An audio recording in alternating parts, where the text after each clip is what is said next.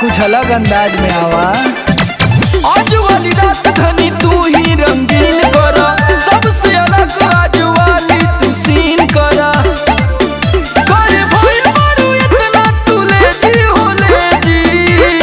का भई तो का कहे माने नाबालिग बीमार है, नाभि में सरद कमर में बुखार है, नाभि में सरद कमर में बुखार है। ई का कहता हो?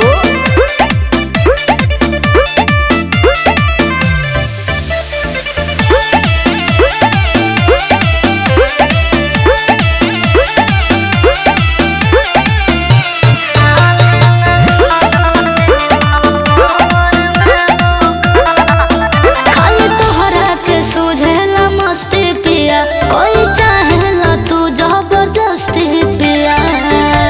ठीक ना करेला तो का करी? आज ना बहाना करा, ऐसे न मना करा।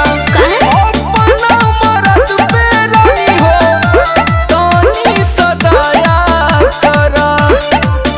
कह कोनो के दानव भेजी हो भेजी।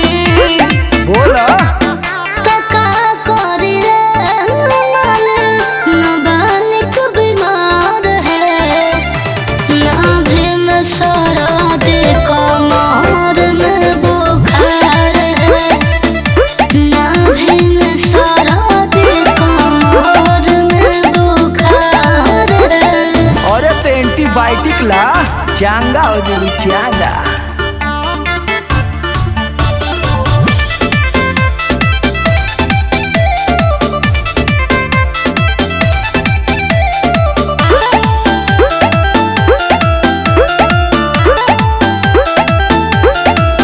मन करेला बीपी तो है रोज पिया, पूरा काले हम काल अपन रोज पिया।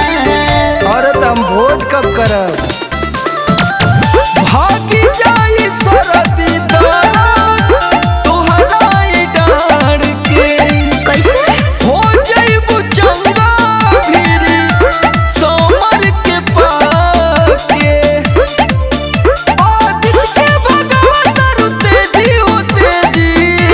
काहे करत रू?